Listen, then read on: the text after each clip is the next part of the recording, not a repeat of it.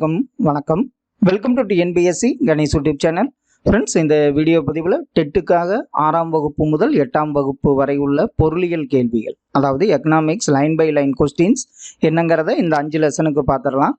பொருளியல் ஒரு அறிமுகம், இது 6th ஸ்டாண்டர்டில் இருக்கும். உற்பத்தி, வரியும் அதன் முக்கியத்துவமும், பணம், சேமிப்பு மற்றும் முதலீடுகள், பொது மற்றும் தனியார் துறைகள். இந்த 5 லெசன் இம்பார்ட்டன்ட் லெசன். 6 முதல் 8ஆம் வகுப்பு வரை உள்ள எக்கனாமிக்ஸ் கொஸ்டின்ஸ். அதை என்னங்கிறத 1 by 1 பார்க்கலாம். அதாவது சந்தை என்றால் என்ன? சந்தைங்கிறது நம்மளுக்கு பேசிக்கான ஒரு டெஃபனிஷன் தான். பொதுவான ஒரு இடத்தில் குறிப்பிட்ட நேரத்திற்கு மக்களின் தேவைக்கேற்ற பொருட்களை ஒருங்கிணைந்து விற்பனை செய்யும் இடம் தான் சந்தைன்னு பேர். இப்போ பார்த்தீங்கன்னா ஒவ்வொரு ஊர்லேயும் ஒவ்வொரு டேட்டில் சந்தைங்கிறது நடக்கும். சந்தை மோஸ்ட்லி பார்த்தீங்கன்னா கிராமத்தில் தான் சந்தை நடைபெற்று இருக்கும். பண்டமாற்று முறை என்றால் என்ன? இப்போ பழங்காலத்தில் பார்த்தீங்கன்னா ஒரு பண்டத்திற்கு பதிலாக மற்றொரு பண்டத்தை மாற்றிக்கொள்வது. இவர் அரிசி வச்சிருப்பாரு, இன்னொருத்தர் துணி வச்சிருந்தாங்கன்னா அவங்க துணியை கொடுத்துட்டு அவர் அரிசி வாங்கிக்குவார். அது மாதிரி வர்றது தான் ஒரு பண்டத்திற்கு பதிலாக மற்றொரு பண்டத்தை மாற்றிக்கொள்வது தான் பண்டமாற்று முறை. பண்டமாற்று முறையெல்லாம் இந்த காலத்தில் கிடையாது. முதல்நிலை தொழில்கள் என்றால் என்ன? இப்போ முதல்நிலை தொழில்கள்னா மூலப்பொருளை, முதல்னா மூலம்னு நினச்சிக்கோங்க. முதல் நிலை தொழில்னா மூலப்பொருட்களை உற்பத்தி செய்வது. அதாவது முதல்நிலை தொழில்கள் அப்படின்னு என்னன்னு பார்த்தீங்கன்னா உணவு தேவைக்கும் தொழில் உற்பத்திக்கும் தேவையான மூலப்பொருட்களை உற்பத்தி செய்வது தான் முதல்நிலை தொழில். அதாவது மூலப்பொருளை உற்பத்தி செய்வது தான் முதல்நிலை தொழில்.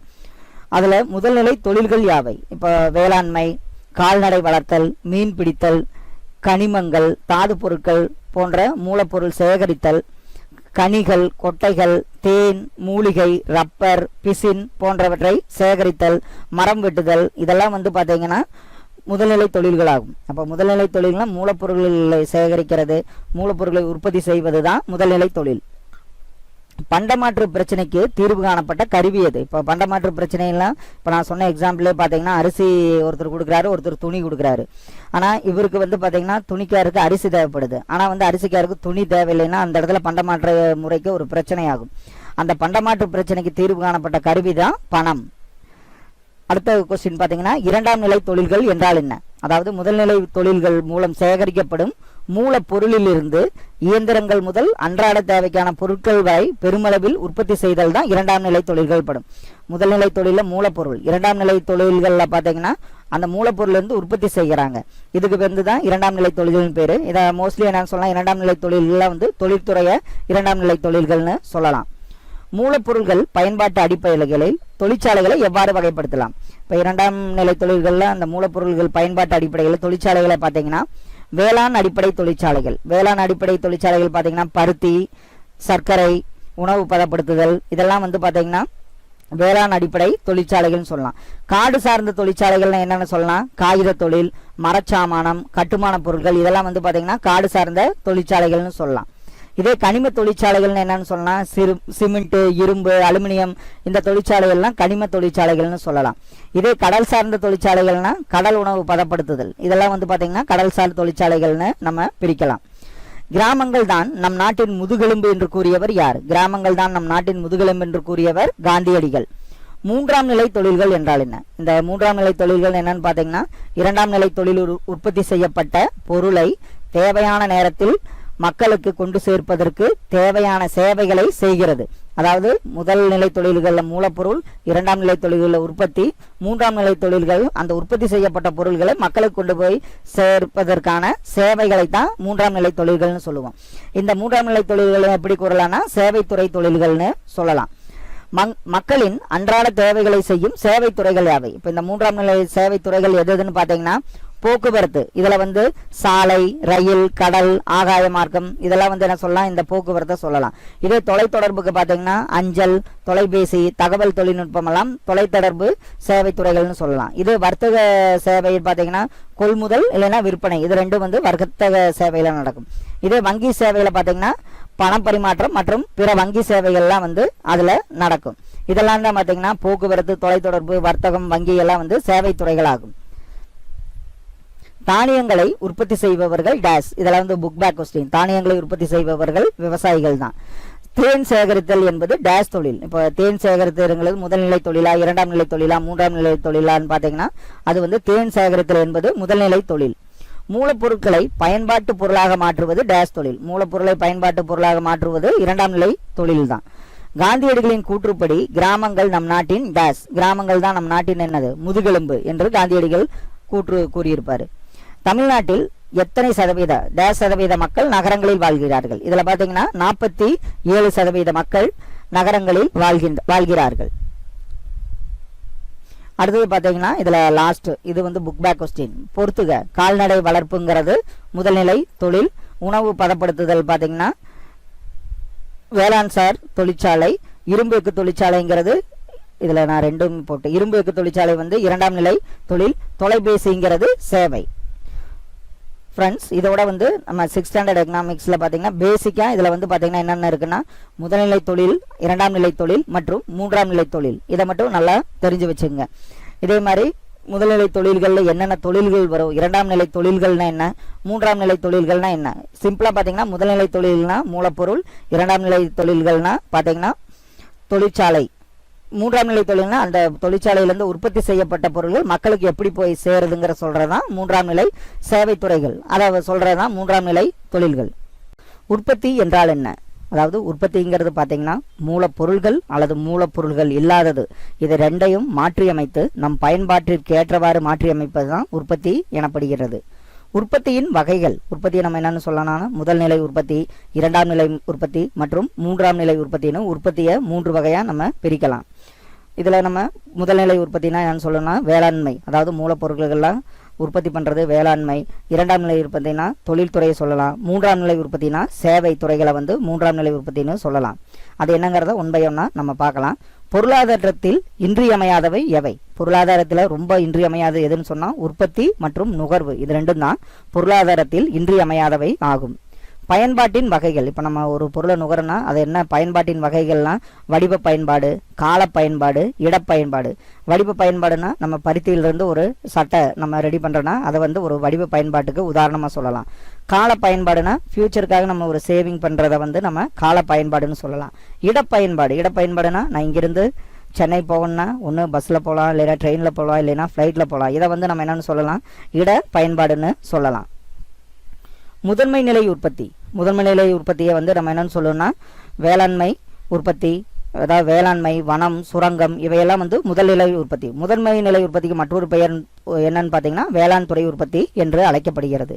இரண்டாம் நிலை உற்பத்தி. இரண்டாம் நிலை உற்பத்திக்கு பார்த்தீங்கன்னா மற்றொரு பெயர் தொழில்துறை உற்பத்தி. இப்போ நம்ம கரும்புலேருந்து என்னன்னா சர்க்கரை தயாரிக்கலாம். இது மாதிரி வந்து ஒவ்வொரு தொழில்துறை உற்பத்தியும் இரண்டாம் நிலை உற்பத்தி என்று அழைக்கப்படுகிறது.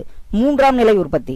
மூன்றாம் நிலை உற்பத்தி என்னன்னு அழைக்கலாம்னா சேவைத்துறை உற்பத்தி என்று அழைக்கப்படுகிறது. இதில் வாணிகம், வங்கி, காப்பீடு, சட்டம், கல்வி, செய்தி தொடர்பு, உடல்நலம், நிர்வாகம் இதெல்லாம் வந்து மூன்றாம் நிலை உற்பத்திக்கு உதாரணமாக நம்ம சொல்ல முடியும். நம் நாட்டின் மொத்த உள்நாட்டு உற்பத்தியில் பெரும் பங்கு வகிப்பவை எந்த உற்பத்தினா சேவைத்துறை உற்பத்தி தான் நம்ம இந்திய நாட்டின் மொத்த உள்நாட்டு உற்பத்தியில் பெரும் பங்கு வகிக்கிறது. உற்பத்திக்கான காரணிகள். இதெல்லாம் பேசிக்காக என்னங்கிறத முதல்ல பார்த்துருப்போம்.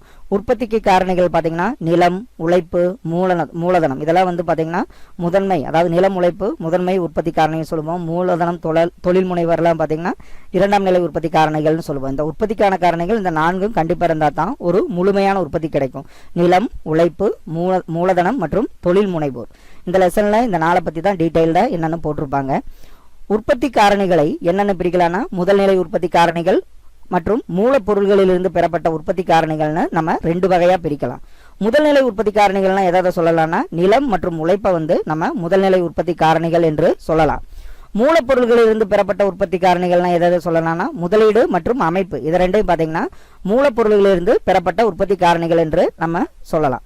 நிலம் டேஸ் உற்பத்தி காரணி. நிலம்ங்கிறது பார்த்தீங்கன்னா ஒரு முதன்மை உற்பத்தி காரணியாக விளங்குகிறது. பொருளியலின் தந்தை யார்? ஆடம் ஸ்மித் தான் பொருளியலின் தந்தை என்று அழைக்கப்படுகிறார். ஆடம் ஸ்மித் அவர்களின் என்ன கோட்பாடு அவரோடதுன்னு பார்த்தீங்கன்னா செல்வ இலக்கணம்ங்கிறது தான் ஆடம் ஸ்மித் கோட்பாடு ஆகும்.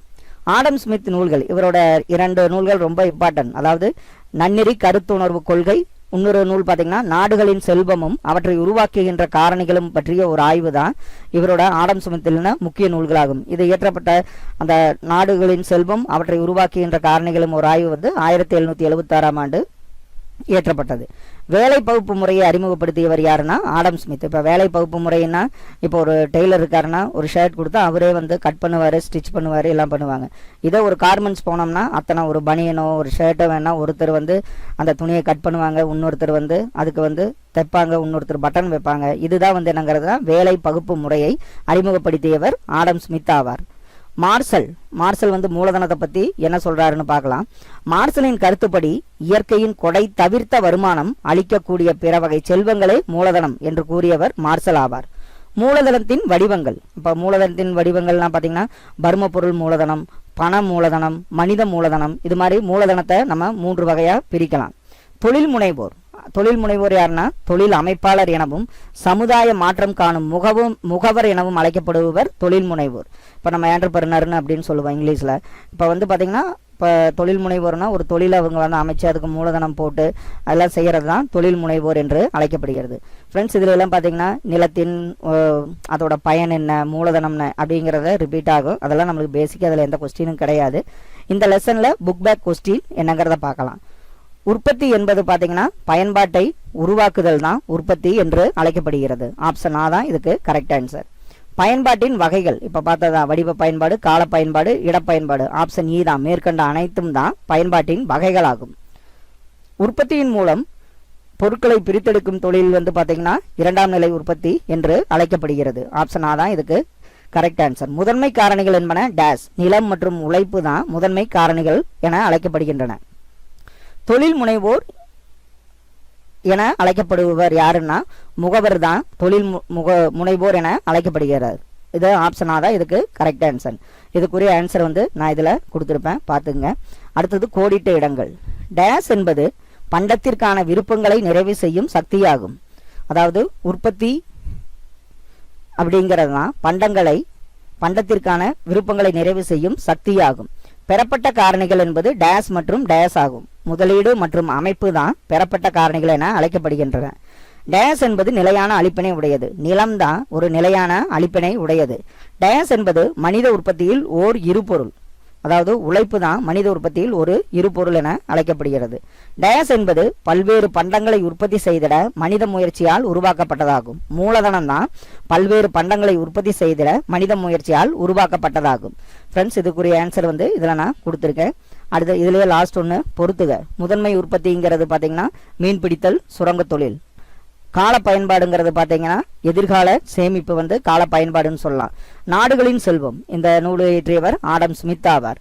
மனித மூலதனம்ங்கிறது கல்வி, உடல்நலமெல்லாம் மனித மூலதனம். புதுமை புனைபவர், தொழில் முனைவோர் தான் புதுமை புனைபவர் என அழைக்கப்படுகிறார். இதற்குரிய ஆன்சர் வந்து நான் இங்கே கொடுத்துருக்கேன், பார்த்துங்க. 7th standard new social science புக்கில் டேர்ம் 3ல், டேர்ம் 2ல் எந்த லெசன் கிடையாது எக்கனாமிக்ஸ் ரிலேட்டடாக. டேர்ம் 3ல் பார்த்தீங்கன்னா வரியும் அதன் முக்கியத்துவம், இதெல்லாம் பேசிக்காக என்னென்னங்கிறத நம்ம பார்த்துருப்போம். அரசாங்கத்தால் விதிக்கப்படும் வரியை நம்ம என்ன சொல்கிறோன்னா வரி விதிப்பு என அழைக்கப்படுகிறது. ஆடம் ஸ்மித் 4 வகையான வரி விதிப்பு கோட்பாடுகளாக ஒரு வரியை விதிக்கிறன்னா அதுக்கு 4 விதமான விதிகளை வந்து அவங்க சொல்லியிருக்காங்க. ஆடம் ஸ்மித் சொல்லியிருக்காரு. சமத்துவ விதி, உறுதிப்பாட்டு விதி, வசதி விதி, சிக்கன விதின்னு அந்த விதியை சொல்லியிருக்காரு.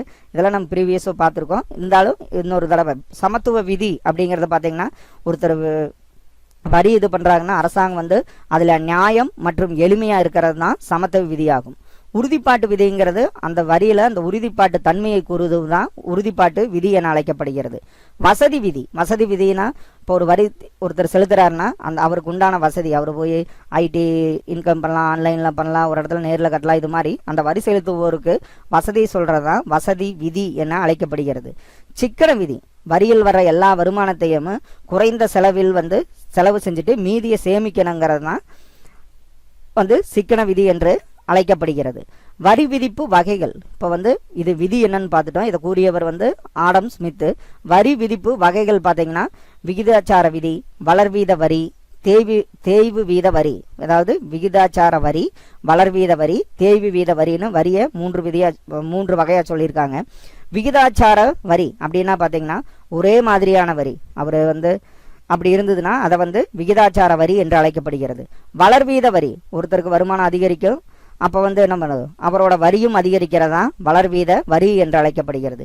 தேய்வு வீத வரி, அதாவது ஒருத்தர் நிறையா சம்பாதிச்சாலும் சரி, ஒருத்தர் குறைவாக சம்பாதிச்சாலும் சரி, எல்லாத்துக்கும் ஒரே மாதிரியான வரி இருந்ததுன்னா அது தேய்வு வீத வரி என்று அழைக்கப்படுகிறது.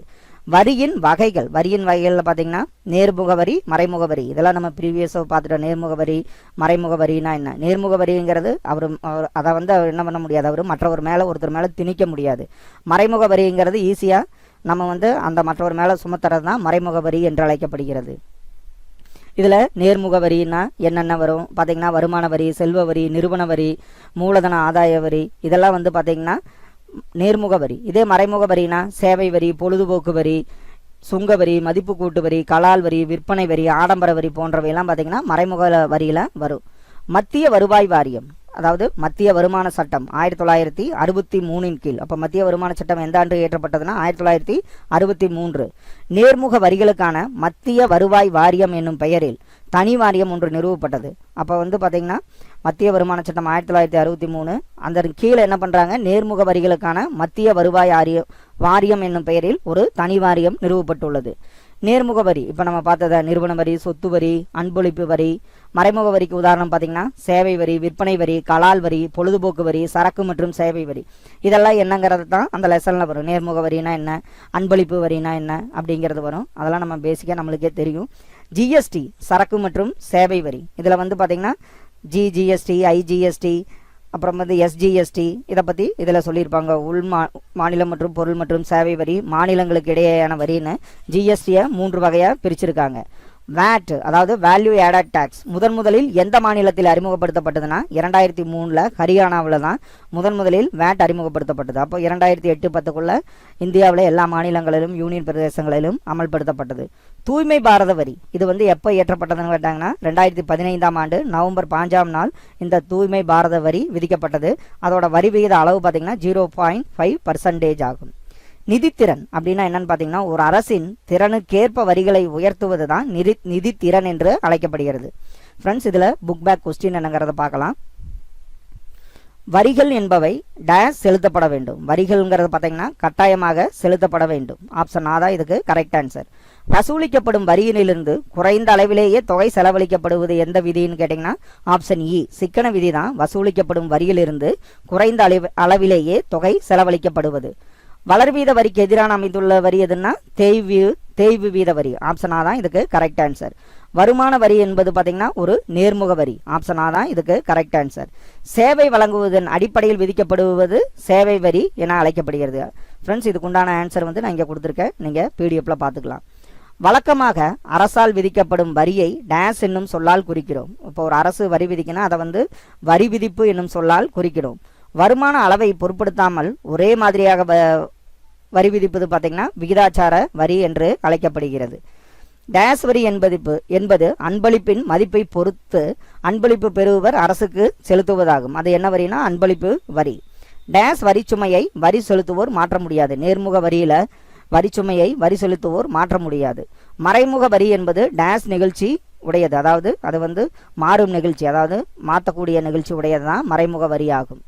ஃப்ரெண்ட்ஸ், அடுத்ததில் பார்த்தீங்கன்னா இதில் லாஸ்ட் ஒன் வரி விதிப்பு கொள்கை. வரி விதிப்பு கொள்கைங்கிறது பார்த்தீங்கன்னா விதிச்சவர் ஆடம் ஸ்மித்து. சொத்து வரிங்கிறது ஒரு நேர்முக வரி. சுங்க வரிங்கிறது பார்த்தீங்கன்னா மறைமுக வரி என அழைக்கப்படுகிறது.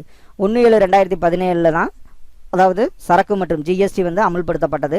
நேர்முக வரி பார்த்தீங்கன்னா குறைந்த நிகழ்ச்சி உடையது தான் நேர்முக வரியாகும். பணம், சேமிப்பு மற்றும் முதலீடுகள் அப்படிங்கிற ஒரு லெசனும் மற்றும் தனியார் மற்றும் பொதுத்துறைகள் அப்படி 2 லெசனை பார்க்கலாம். இதை நான் பார்த்தீங்கன்னா 8th standard new social science புக்கில் இருந்து எடுத்து போட்டது. இந்த பணம், சேமிப்பு மற்றும் முதலீடுகள் பார்த்தீங்கன்னா term 1 book, 8th standard new social science book term 1 இருந்து. பணம் என்ற வார்த்தை எந்த சொல்லிலிருந்து பெறப்பட்டதுன்னு பார்த்தீங்கன்னா பணம் என்ற வார்த்தை ரோம் சொல்லிலிருந்த மொனேட்டா ஜூனோவிலிருந்து பெறப்பட்டது தான் பணம் என்ற வார்த்தையாகும். அதாவது மொனேட்டா ஜூனோவிலிருந்து பெறப்பட்டது தான் இது ரோம் வேர்டு, அதிலிருந்து பணம் என்ற வார்த்தை பெறப்பட்டது. ரூபாய் என்ற சொல் பார்த்தீங்கன்னா சமஸ்கிருத சொல்லாகும். ரூபாய்ங்கிற சொல் சமஸ்கிருத சொல்லாகும். ரூபியா என்றால் பார்த்தீங்கன்னா வெள்ளி நாணயமாகும். ரூபியாங்கிறது வெள்ளி நாணயத்தின் பெயர் தான் ரூபியா என்று அழைக்கப்பட்டது. பண்டமாற்று முறையில் சில குறைபாடுகள் இப்போ நம்ம ப்ரீவியஸ் இதெல்லாம் பார்த்தோம். வணிகத்தின் முதல் அடித்தளம் எதுன்னா பண்டமாற்று முறை தான். அதில் பண்டமாற்று முறையில் என்னென்ன குறைபாடுகள்னா இருமுக தேவை பொருத்தமின்மை. இப்போ அவருக்கு தேவையானது இவருக்கு தேவைப்படாத மாதிரி இருக்கும். அதான் இருமுக தேவை பொருத்தமின்மை. பொதுவான மதிப்பின் அளவுகோல் இல்லாமல் இருந்தது. பொருட்களின் பகுபடாமை. செல்வத்தை சேமிப்பதற்கான சிரமங்கள். அவர் அந்த பொருளை வாங்கி வச்சாலும் சேமிக்க முடியாது. அதெல்லாம் பார்த்தீங்கன்னா பண்டமாற்று முறையில் உள்ள சில குறைபாடுகள் ஆகும். பணத்தின் பல நிலைகள். அதாவது பணம்ங்கிறது எப்படி படிப்படியாக நம்ம இதையும் ப்ரீவியஸாக பார்த்தோம்.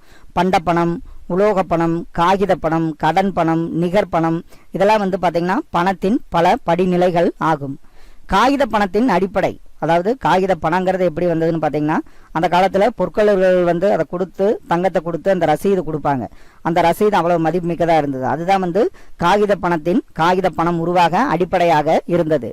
லிடியாவின் பேரரசர் மிடாஸ்ங்கிறவர் தான் உலோக நாணயத்தை கண்டுபிடித்தார். அது எந்த நூற்றாண்டில் பார்த்தீங்கன்னா 8ஆம் நூற்றாண்டுலாம் மிடாஸ் என்பவர் லிடியாவின் பேரரசர் மிடாஸ் உலோக நாணயத்தை கண்டுபிடித்தார். இந்தியாவில் பார்த்தீங்கன்னா அது பல நூற்றாண்டுகளுக்கு முன்னரே பார்த்தீங்கன்னா லிடியாவுக்கு முன்பே தங்க நாணயங்கள் எல்லாம் பயன்படுத்தப்பட்டன. இந்தியாவில் கிமு 6ஆம் நூற்றாண்டில் அந்த மகா ஜனபதங்கள் பூரணாஸ், கர்ச பணம், பனாஸ் போன்ற பணங்களை பயன்படுத்தினர். மௌரியர்கள் பார்த்தீங்கன்னா தங்கம் வெள்ளி நாணயங்களை துளையிட்டு அதை வழங்கி வந்தனர். தங்கம் வெள்ளி நாணயங்கள் அந்த உயர்ந்த மதிப்பிலான நாணயங்களுக்கு பேர் பார்த்தீங்கன்னா டாங்கான்னு பெயர். மதிப்பு குறைந்த நாணயங்களுக்கு என்ன பேருன்னு பார்த்தீங்கன்னா ஜிக்டால் என்று அழைக்கப்பட்டன. ஆங்கிலேயர்கள் பார்த்தீங்கன்னா தங்க நாணயத்தை பார்த்தீங்கன்னா கரோலினா என்று அழைத்தனர். வெள்ளியை பார்த்தீங்கன்னா ஏஞ்சலினோ என்று அழைத்தனர். செம்புவை பார்த்தீங்கன்னா கப்ரூன் என்றும் அழைத்தனர். ஆங்கிலேயர்கள் இந்த தங்க நாணயனா கரோலினா, வெள்ளினா ஏஞ்சலினோ, செம்புனா கப்ரூன், வெண்கலம்னா டின்னி அப்படிங்கிற மாதிரியெல்லாம் அந்த நாணயங்களுக்கு பெயர் வைத்து அழைத்தனர். காசோலைங்கிறது பார்த்தீங்கன்னா கடன் பணம் அல்லது வங்கி பணம். இப்போ வங்கி பணம்ங்கிறது பார்த்தீங்கன்னா நம்ம ஒரு ஏடிஎம் கார்டு வச்சிருக்கலாம், இதே மாதிரி செக் வச்சிருக்கலாம். இதெல்லாம் பார்த்தீங்கன்னா காசோலைங்கிறது கடன் பணம் அல்லது வங்கி பணம் என்று அழைக்கப்படுகிறது. நிகர்பணம் என்றால் என்னன்னு பார்த்தீங்கன்னா உண்டியல், கருவூலக பட்டியல், பத்திரம், கடன் மற்றும் சேமிப்பு பத்திரங்கள் இவையெல்லாம் பார்த்தீங்கன்னா நிகர்பணம் என்று அழைக்கப்பட்டன. நெகிழி பணம்ங்கிறது பார்த்தீங்கன்னா கடன் அட்டைகள் மற்றும் பற்று அட்டைகள்லாம் பார்த்தீங்கன்னா நெகிழி பணம் என்று அழைக்கப்படுகிறது. நிகழ்நிலை வங்கினா நம்ம இப்போ இன்டர்நெட் பேங்கிங் இணைய வங்கியை தான் நிகழ்நிலை வங்கி என்று அழைக்கப்படுகிறது. மின் வங்கினா நெப்ட், இதில் நம்ம ஸ்விஃப்ட் இதெல்லாம் என்னங்கிறத பார்த்தோம். இதெல்லாம் பார்த்தீங்கன்னா மின் வங்கி. பணத்தின் மதிப்பு பார்த்தீங்கன்னா பணத்தின் மதிப்பு 2 வகையாக பிரிச்சிருக்காங்க. பணத்தின் அகமதிப்பு மற்றும் பணத்தின் புறமதிப்பு. பணத்தை கொண்டு நம்ம உள்நாட்டில் என்னென்ன செய்ய முடியுமோ அதெல்லாம் பணத்தின் அகமதிப்பு. பணத்தை கொண்டு வெளிநாட்டில் நம்ம என்னென்ன வாங்க முடியுமோ அதெல்லாம் பணத்தின் புறமதிப்பு என்று அழைக்கப்படுகிறது. பணத்தின் குறியீடு.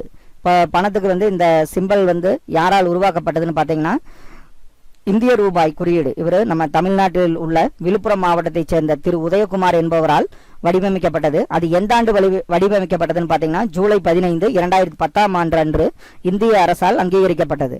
அப்போ இந்த சிம்பல் பார்த்தீங்கன்னா ரூபாயோட அந்த சிம்பல் உதயகுமார் அவர்களால் வடிவமைக்கப்பட்டது. அவர் விழுப்புரம் மாவட்டத்தை சார்ந்தவர். அங்கீகரிக்கப்பட்ட நாள் ஜூலை 15, 2010ஆம் ஆண்டு அன்று அங்கீகரிக்கப்பட்டது.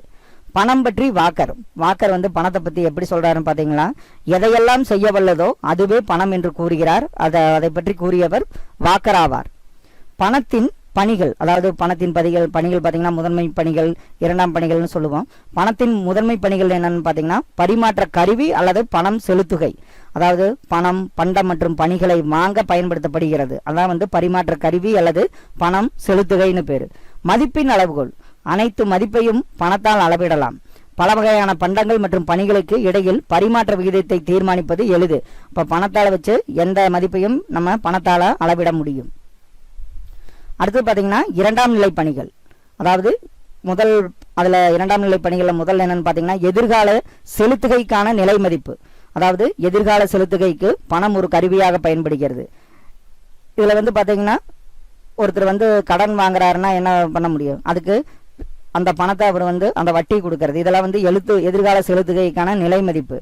அடுத்து பார்த்தீங்கன்னா மதிப்பின் நிலை கலன் அல்லது வாங்கும் சக்தியின் நிலைகலன். சில பண்டங்கள் அழிந்து போகக்கூடியதால் பண்டமாற்று முறையில் சேமிப்பை ஊக்குவிக்க முடிவதில்லை. பணத்தின் அறிமுகத்திற்கு பிறகு எதிர்காலத்திற்கு பணத்தை சேமித்தார்கள். அது அழியக்கூடியதில்லை. இதுதான் மதிப்பின் நிலை கலன் அல்லது வாங்கும் சக்தியின் நிலைகள் என்று அழைக்கப்படுகிறது. மாற்று மதிப்பு அல்லது மாற்று வாங்கும் சக்தி. பணத்தால் என்ன பண்ண முடியும்னா தொலைதூர இடங்களுக்கும் வெளிநாட்டிற்கும் பண்டங்களை பரிமாற்றம் செய்ய முடியும்.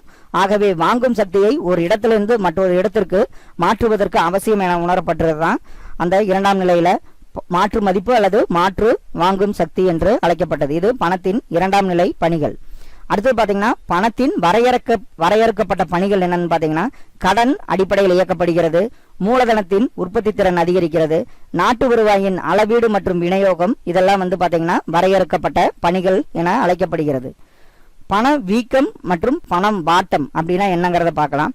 பண வீக்கம் என்பது விலைகள் உயர்ந்து பணத்தின் மதிப்பு வீழ்ச்சி அடைவதை குறிப்பதுதான் பண வீக்கமாகும். பண வாட்டம் என்பது விலைகள் குறைந்து பணத்தின் மதிப்பு உயர்வதை குறிப்பதுதான் பண வாட்டம் என்று அழைக்கப்படுகிறது. இப்போ முதலீடுகள், அடுத்தது முதலீடுகள்னா உங்களுக்கு பேசிக்கா தெரியும். இதுல முதலீடுகள்ல என்னென்ன வகையான முதலீடுகள், அதாவது பங்கு வர்த்தகம், பத்திரங்கள், பரஸ்பர நிதி, பண்டங்களின் எதிர்காலம், காப்பீடு, ஆண்டு தொகை, வைப்பு கணக்கு அல்லது வேறு பல பத்திரங்கள் அல்லது சொத்துக்கள், இதெல்லாம் பாத்தீங்கன்னா பல்வேறு முதலீடுகள் என அழைக்கப்படுகிறது. இதெல்லாம் பல்வேறு வகையான முதலீடுகள் ஆகும். சேமிப்புங்கன்னா அதுல நம்ம பாத்தீங்கன்னா சேவிங் பேங்க் அக்கௌண்ட் வச்சிருக்கோம், கரண்ட் அக்கௌண்ட் வச்சிருக்கோம், பிக்சடு டெபாசிட், இதெல்லாம் நடப்பு கணக்கு, சேமிப்பு கணக்கு, நிரந்தர வைப்பு, இதெல்லாம் சேமிப்பு என அழைக்கப்படுகிறது. பண மதிப்பிழப்பு நம்ம இந்தியாவில் எப்ப கொண்டு வந்தாங்கன்னு பாத்தீங்கன்னா நவம்பர் 2016 நவம்பர் 8 2016 இந்தியாவில் இந்திய அரசாங்கம் கருப்பு பணத்திற்கு எதிராக என்ன பண்ணாங்கன்னா 500 ரூபாய் மற்றும் 1000 ரூபாய் நோட்டுகளை பண மதிப்பிழப்பு செய்வதாக அறிவித்தது. ஃப்ரெண்ட்ஸ், இதோட இதுல இம்பார்ட்டன்ட் முக்கியமான கொஸ்டின் பார்த்தாச்சு. இதுல புக் பேக் கொஸ்டின்ஸ் என்னங்கிறத பார்க்கலாம். உலோக பணத்திற்காக எந்த உலோகம் பயன்படுத்தப்பட்டன? தங்கம், வெள்ளி, வெண்கலம், இதெல்லாம் மேற்கூறிய அனைத்தும் தான் இதுக்கு கரெக்ட் ஆன்சர். தங்கம் பயன்படுத்தினாங்க, வெள்ளி பயன்படுத்தினாங்க, வெண்கலத்தையும் பயன்படுத்தின. காகித பணத்தை அறிமுகப்படுத்தியது யாருன்னா பிரிட்டிஷ் அவர்கள் தான். ஆப்ஷன் ஆ தான் இதுக்கு கரெக்ட் ஆன்சர். பணத்தின் மதிப்பு பாத்தீங்கன்னா அகமதிப்பு மற்றும் புறமதிப்பு. ஆப்ஷன் இ, ஆ மற்றும் ஆ தான் இதுக்கு கரெக்ட் ஆன்சர் ஆகும். அடுத்தது வங்கி பணம் என்பது பாத்தீங்கன்னா காசோலை, வரைவு, அடுத்தது கடன் மற்றும் பற்று அட்டைகள், இதெல்லாம் மேற்கூறிய அனைத்தும் தான் வங்கி பணம் என அழைக்கப்படுகிறது. தவறான ஒன்றை தேர்ந்தெடுக்குவது.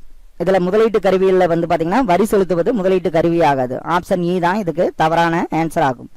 பணவியல் மற்றும் நிதி தகவல் சேகரிப்பு மற்றும் வெளியீட்டுக்கு பொறுப்பானவர் யாருன்னு பாத்தீங்கன்னா நிதி அமைச்சகம். ஆப்ஷன் ஆ தான் இதுக்கு கரெக்ட் ஆன்சர் ஆகும். அடுத்தது நிகழ்நிலை வங்கியை டேஷ் என்று அழைக்கலாம். நிகழ்நிலை வங்கியை பாத்தீங்கன்னா இணைய வங்கி என்று அழைக்கலாம். பணம் எதையெல்லாம் செய்யப்படுதோ அதுவே பணம் என்று அழைக்கப்பட்டது வாக்கர். வங்கி என்ற சொல் இதிலிருந்து பெறப்பட்டனா இது பாத்தீங்கன்னா பணம் என்ற சொல்லிருந்து வந்திருக்கணும். பணம் என்ற சொல் ரோம் வார்த்தை, அதாவது ஜுனோட்டாங்கிறத பார்த்தோம். ஜூனோ மேனாட்டாங்கிறது தான் ரோம் வார்த்தையிலிருந்து பெறப்பட்டது. பணத்தின் மதிப்பு என்பது பணத்தால் வாங்கும் சக்தியை குறிப்பதாகும். இந்திய வங்கியியல் கட்டுப்பாட்டு சட்டம் எந்த ஆண்டு நிறைவேற்றப்பட்டதுன்னா 1935 நிறைவேற்றப்பட்டது. அடுத்தது பொறுத்துக.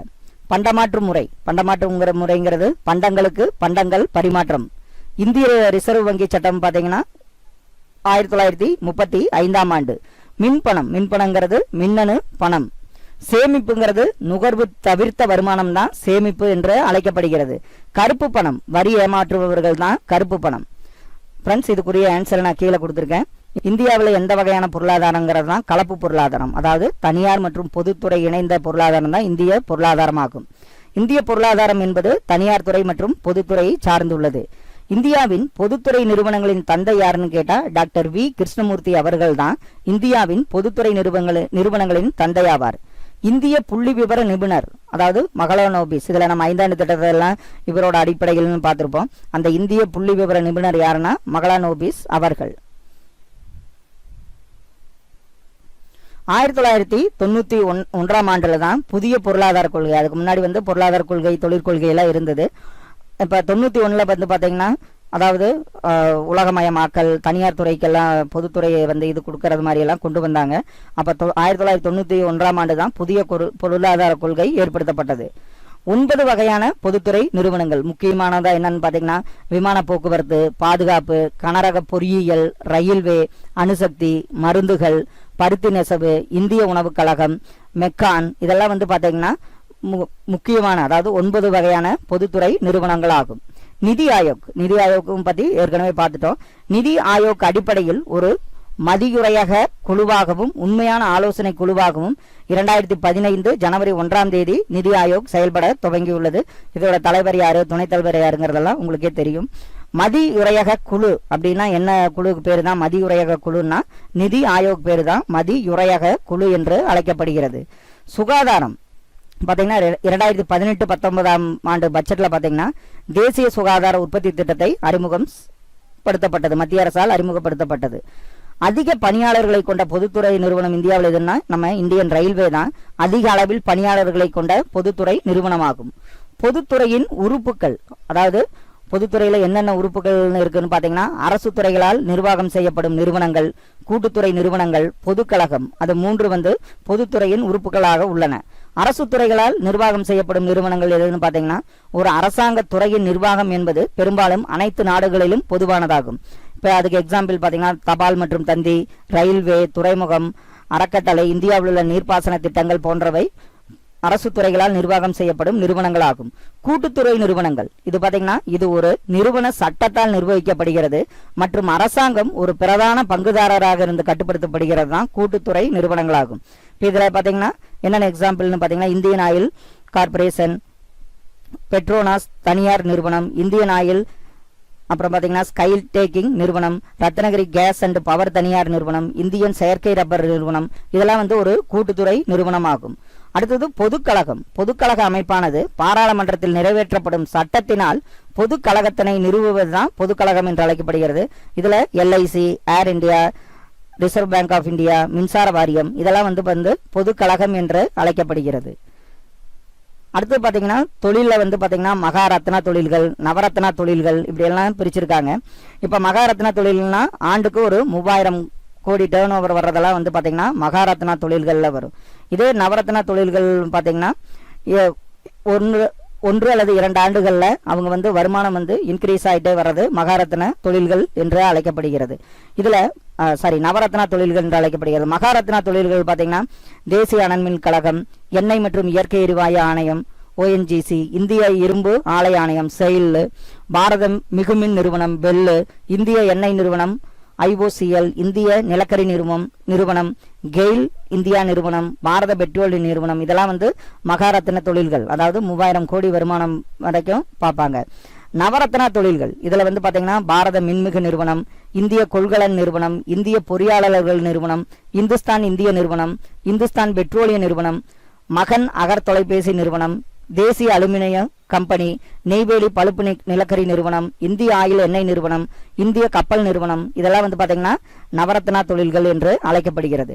அடுத்தது பாத்தீங்கன்னா மினி ரத்னா தொழில்கள் 1, 2 இதுல பாத்தீங்கன்னா ஆண்டுக்கு அதோட வருமானம் பாத்தீங்கன்னா இன்க்ரீஸ் ஆயிட்டே இருக்கணும். இதுல நஷ்டம் இல்லாம போகணும்.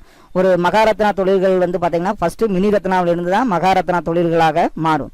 இதுல மினி ரத்னா தொழில்கள் எதுனா இந்திய விமான நிலைய ஆணையம், பாரத இயக்கவியல் நிறுவனம், பாரத் சஞ்சார் நிகாம் நிறுவனம் அதாவது BSNL, சென்னை பெட்ரோலிய நிறுவனம், இந்திய வர்த்தக மேம்பாட்டு அமைப்பு, இந்திய மாநில வர்த்தக கழகம் இதெல்லாம் மினி ரத்னா தொழில்கள் 1ஆம் வகையை சார்ந்தது. இதே பாத்தீங்கன்னா மினி ரத்னா தொழில்கள் 2ல HMT பன்னாட்டு நிறுவனம், இந்திய மருந்து மற்றும் மருத்துவ உபகரணங்கள் நிறுவனம், மெக்கான் நிறுவனம், கனிம ஆய்வு நிறுவனம், தேசிய திரைப்பட மேம்பாட்டு கழகம், பாரத பம்புகள் அண்டு அமுக்கிகள் நிறுவனம் இதெல்லாம் மினி ரத்னா தொழில்கள் 2ஆம் வகையை சார்ந்தது. இதுலயே புக் பேக் கொஸ்டின்ல பாத்தீங்கன்னா சென்னை பெட்ரோலிய நிறுவனம் எந்த வகையை சார்ந்ததுன்னு கொஸ்டின் இருக்கு. அதனால இதெல்லாம் கொஞ்சம் பார்த்து வச்சுங்க.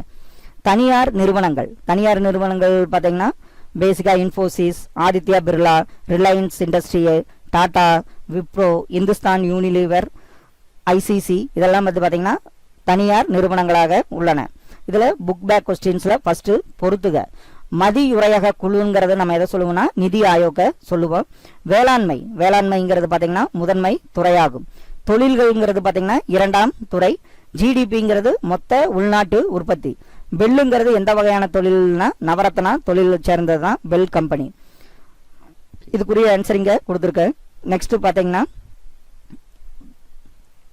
இந்தியாவில் பொதுத்துறை பொதுத்துறைகளின் தோற்றத்திற்கு காரணமான இந்திய அரசின் தொழில் கொள்கையின் தீர்மானம் டேசாம் ஆண்டு கொண்டு வரப்பட்டது. இது பாத்தீங்கன்னா 1956ஆம் ஆண்டு தான் அந்த இந்திய அரசின் தொழில் கொள்கையின் தீர்மானம் கொண்டு வரப்பட்டது. ஆப்ஷன் இ தான் இதுக்கு கரெக்ட் ஆன்சர். கலப்பு பொருளாதார நன்மைகளின் கலவை என்பது முதலாளித்துவம் மற்றும் சமதர்மம். ஆ மற்றும் ஆ, அதாவது ஆப்ஷன் இ தான் இதுக்கு கரெக்ட் ஆன்சர். டேஸ் நிறுவன சட்டம் மற்றும் அரசாங்கத்தால் கட்டுப்படுத்தப்படும் முதன்மையான முக்கிய பங்குதாரர். எந்த நிறுவன சட்டம்னா பொதுத்துறை நிறுவன சட்டம் தான் அரசாங்கத்தால் கட்டுப்படுத்தப்படும் முதன்மையான முக்கிய பங்குதாரர். இந்திய இரும்பு எஃகு நிறுவனம் செயில் ஒரு டேஸ் நிறுவனமாகும். செயில் பாத்தீங்கன்னா ஒரு மகாரத்னா நிறுவனம் ஆகும். பொதுத்துறை டேஸ் உடையது. பொதுத்துறைங்கிறது பாத்தீங்கன்னா சேவை நோக்கம் கொண்டது. இதே தனியார் துறைனா லாப நோக்கம் கொண்டது. அடுத்தது கோடிட்ட இடங்கள். டேஸ் மற்றும் டேஸ் ஆகியவை சமூகத்தின் அனைத்து பிரிவினரின் பொருளாதார நலனை மேம்படுத்துவதில் அந்தந்த பணிகளை மேற்கொள்வதில் அரசாங்கத்தால் அனுமதிக்கப்பட்டுள்ளது. எதுனா தனியார் மற்றும் பொதுத்துறை தான் சமூகத்தின் அனைத்து பிரிவினருக்கும் பயன்பெறவும் அரசாங்கத்தால் அனுமதிக்கப்பட்டுள்ளது. தனியார் துறை டேஸ் நோக்கத்தில் செயல்படுகிறது. தனியார் துறைனாவே லாப நோக்கத்தில் தான் செயல்படுகிறது. டேஸ் என்பது ஒரு சமூகத்தின் சமூக மற்றும் பொருளாதார வளர்ச்சியின் செயல்முறையாகும். சமூக பொருளாதார மேம்பாடு என்பதுதான் ஒரு சமூகத்தின் சமூக மற்றும் பொருளாதார வளர்ச்சியின் செயல்முறையாகும். தனியார் துறையின் முக்கிய செயல்பாடுகளை தோற்றுவிப்பது டேஸ் மற்றும் டேஸ் ஆகும். அதாவது தனியார் துறையின் முக்கிய செயல்பாடுகள்னா புதுமை மற்றும் நவீனம், இதை ரெண்டை தோற்றுவிக்கிறது தான் முக்கிய செயல்பாடுகளாகும். குடிமக்கள் மத்தியில் டேஸ் மற்றும் ஒற்றுமை மற்றும் ஒத்துழைப்பை வலுப்படுத்த அரசாங்கம் உறுதி பூண்டுள்ளது. இதுக்குரிய ஆன்சர் கோடிட்ட இடத்துக்கு இங்க கொடுத்திருக்கேன். ஃப்ரெண்ட்ஸ், இதோட இந்த லெசன் முடிஞ்சது.